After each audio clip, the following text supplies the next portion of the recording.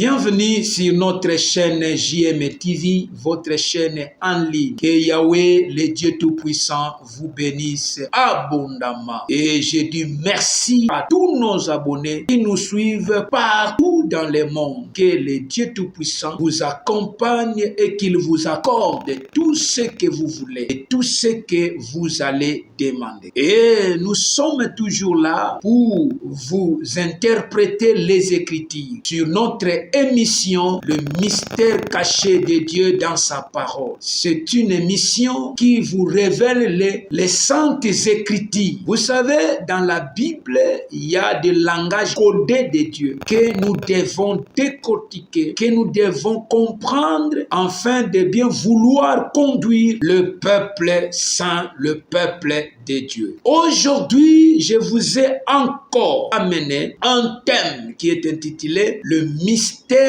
caché d'adultère du roi David. Le mystère caché d'adultère du roi David. Nous allons le découvrir dans les livres de 2 Samuel, chapitre 11, les versets 2 à 27. C'est là qu'on est en train de nous rencontrer l'histoire sur l'adultère du roi David. Mes chers frères et sœurs dans le Seigneur, l'homme de Dieu, ministre de Dieu, évêque, pasteur, évangéliste, apôtre, prophète et docteur, à savoir que beaucoup de gens crucifient le roi David à cause de cette histoire de son adultère avec Bathsheba qui était la femme d'Uri. C'est-à-dire Uri était serviteur du roi David. Et beaucoup de gens crucifient cette histoire. Mais cette histoire nous cache le pensée de Dieu. Dieu voulait transmettre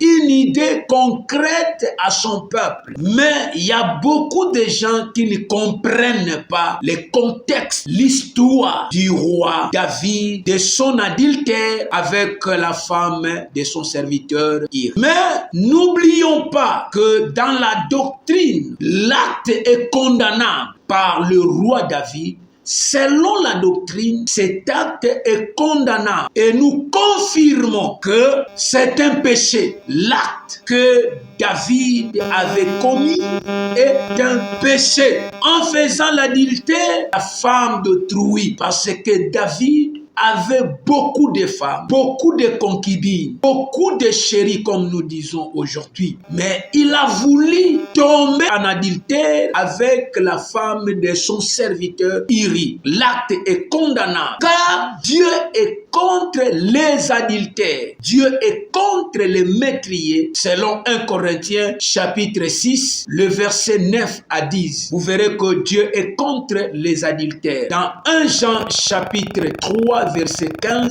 Dieu est contre les adultères.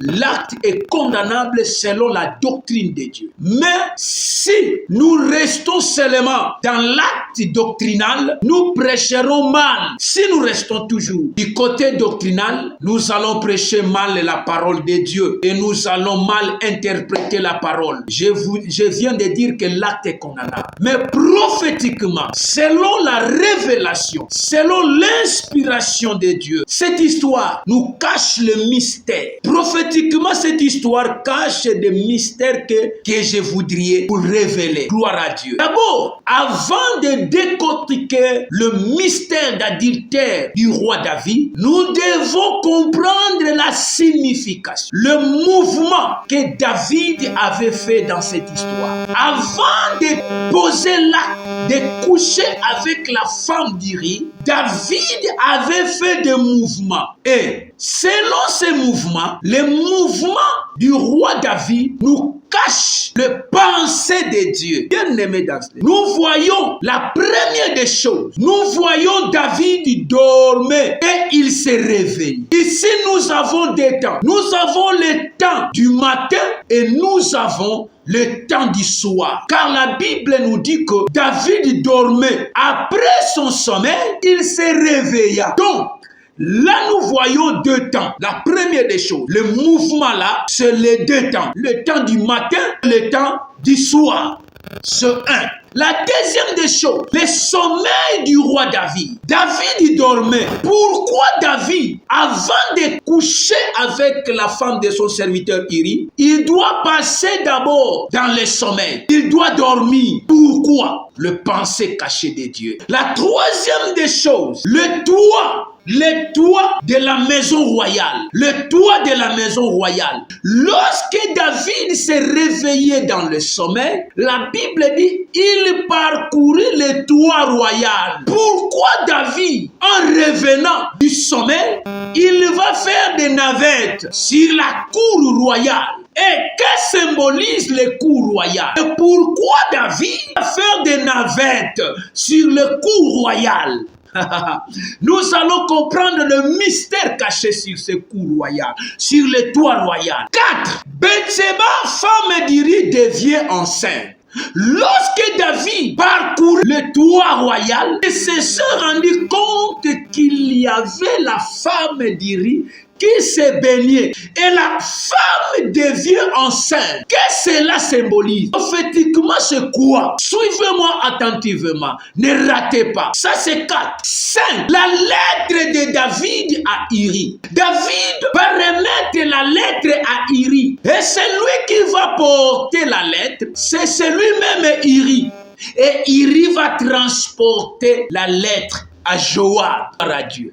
Qu'est-ce que cela symbolise? Prophétiquement, c'est quoi? La 6e des choses, prophétiquement, c'était la mort d'Uri. Que symbolise la mort d'Uri? Après cet acte, la Bible dit que Uri est mort. Qu'est-ce que cela signifie? Prophétiquement. La 7e des choses, la Bible dit que l'Éternel frappa l'enfant. Pourquoi l'Éternel va frapper l'enfant? Pourquoi? Qu'est-ce que cela symbolise? Et 8e, le deuxième fils s'appelait Salomon. Pourquoi tous ces événements, ces mouvements? Pourquoi ces mouvements prophétiques? Avant d'entamer tous les mouvements, nous devons retenir une seule chose, que l'adultère de David cache le pensée prophétique de Dieu. Merci beaucoup. Si vous voulez beaucoup de détails, appelez-nous sur les numéros qui se trouvent sous vos bas d'écran, sous vos bas de téléphone, sous vos bas de vos ordinateurs, ou sous vos bas des tablettes. Que Yahweh vous bénisse. Quant à moi, je vous dis, restez toujours branchés sur notre chaîne JM TV. Vous ne serez jamais déçus. Ciao.